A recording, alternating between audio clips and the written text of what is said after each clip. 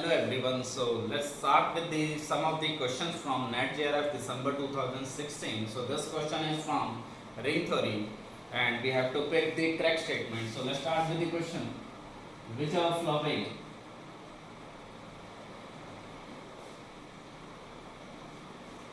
is our true statement? The first option is ZX is the principal ideal domain. So ZX is PID. So we can use this statement F is a field if and only if f of x is PID. So based on this statement, this first option definitely falls. Or we can take an ideal I which is generated by x comma 2. So this ideal is not principal ideal in ZX, hence ZX is not PID. So your first option definitely false option. Second option, the quotient ring Z of x by xy, the polynomial ring in two variable upon ideal generated by y plus 1 is a UFD, unique factorized domain. Now, if we will take a ring Z of xy, so this is the same as the polynomial ring S of y, where S is equal to Z of x, the polynomial ring in one variable. Now, if we will define a mapping phi which is from S of y, which is the same as Z of xy, to the polynomial ring Z of x, such that phi of P of x comma y. So P of x comma y is a member of ZXY, that is a polynomial in two variable. So we have to map this polynomial into polynomial in one variable such that P of x comma minus 1. Now this minus 1 we are taking because minus 1 is the root of this polynomial. Now you can easily verify this mapping is onto ring homomorphism, and kernel of this phi is equal to the ideal I which is generated by y plus 1 and this polynomial ring. So by first fundamental theorem of isomorphism, the S of y which is the same, or Z of xy upon this ideal generated by y plus 1 is isomorphic to Z of x. Now we have a statement with respect to UFD. If R is a UFD, if and only if R of x is a UFD, which we have already discussed in the theory lecture. The ring of a polynomial ring is a UFD if and only if corresponding polynomial ring is a UFD.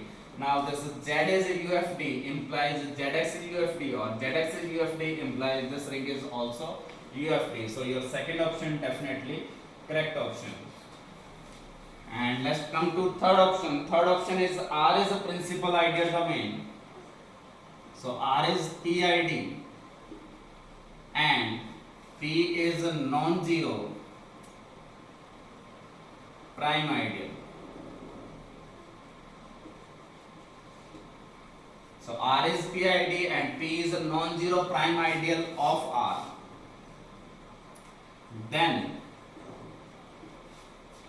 the quotient ring R by P has finitely many ideals.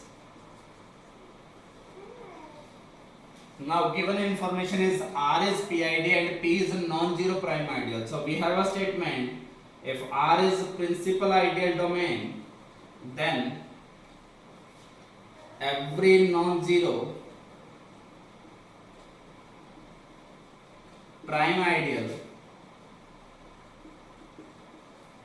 is a maximal ideal.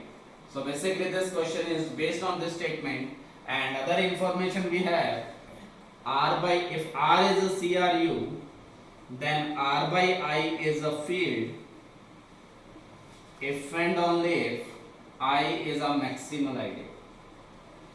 So overall this third option is based on these two statements.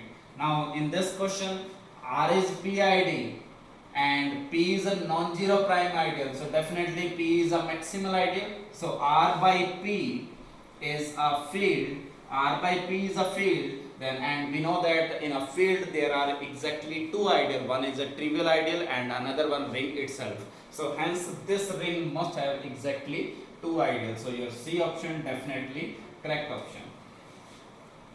And D option is, if R is a PID, principal ideal domain, then any subring of R containing unity, so then any subring of R with unity is also PID. So if we will take a ring, say Q of X, since Q is field, so Q of X is the principal ideal domain, and we can consider a subring Z of X, which is a subring of Q of X, and this is a ring with unity. So that is R is the ring, R is PID, S is a subring with unity, but this is not a PID. So this one is a counter example for a D option. So hence your answer must be A and C are correct option.